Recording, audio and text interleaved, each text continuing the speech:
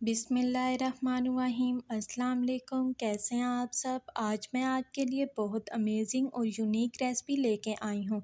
मैं आपके साथ बहुत ही स्वीट बहुत ही क्रीमी सवैयाँ की रेसिपी शेयर कर रही हूँ, जिसे आप बहुत इजी और क्विक बना सकते हैं। आप मेरे स्टाइल से बना कर देखें, आपके घर वाले और मेहमान खुश हो जाएंगे। चलें स्टार्ट करते हैं। बिस्मिल्लाहिर्रहमानिर्रहीम। सबसे पहले हम एक पैन में 4 कप दूध डाल देंगे, साथ ही हाफ कप शुगर ऐड करके इसको अच्छी तरह से मिक्स कर लेंगे। हमने दूध फुल फैट लिया है, फ्लेम हाई कर देंगे ताकि दूध अच्छे से बॉईल हो जाए।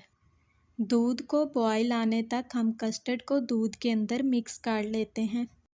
1/4 कप दूध में हम 3 टेबलस्पून कस्टर्ड ऐड करेंगे। हमने मैंगो कस्टर्ड लिया है, आप कोई सा भी फ्लेवर ले सकते हैं।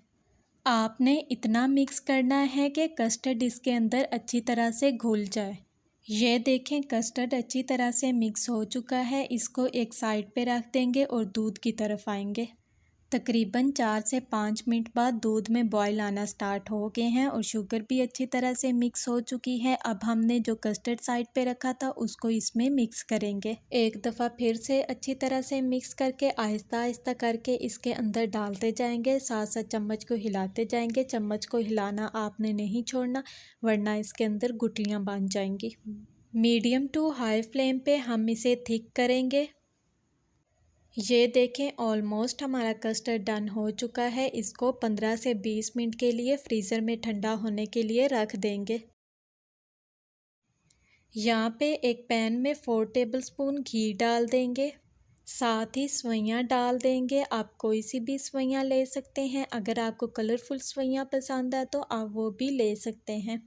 लो फ्लेम पे हम इनको लाइट ब्राउन कर लेंगे। फ्लेम को हाई तो बिल्कुल नहीं करना, वरना ये जल जाएंगी।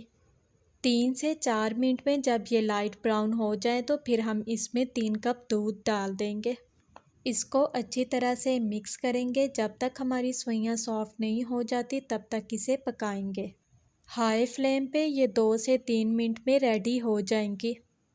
साथ ही हाफ कप शुगर ऐड कर देंगे। आप अपने टेस्ट के मुताबिक कम या ज़्यादा ऐड कर सकते हैं। मैंने इसमें देसी घी ऐड किया है। आपके पास घी ऑयल जो भी अवेलेबल है आप ऐड कर दें। ये देखें ऑलमोस्ट हमारी सवैयाँ भी रेडी हो चुकी हैं। इसकी फ़ाइनल लुक की तरफ चलते हैं। फ़ाइनल लुक को आपने बिल्कुल मिस नहीं करना। ये देखें अल्हम्दुलिल्लाह कस्टर्ड ठंडा हो चुका है। इसको एक बॉल में निकाल लेते हैं। पहले हम कस्टर्ड को एक बॉल में डालेंगे। इसके ऊपर इस तरह से हम सवैयाँ डाल देंगे। गार्निश के लिए हम इसके ऊपर किशमिश ऐड करेंगे। आपके पास जो भी ड्राई फ्रूट है आप वो डाल सकते हैं। बहुत ही टेस्टी क्रीमी सवैयाँ रेडी हैं। आप किसी भी इवेंट पर बनाकर इंजॉय कर सकते हैं।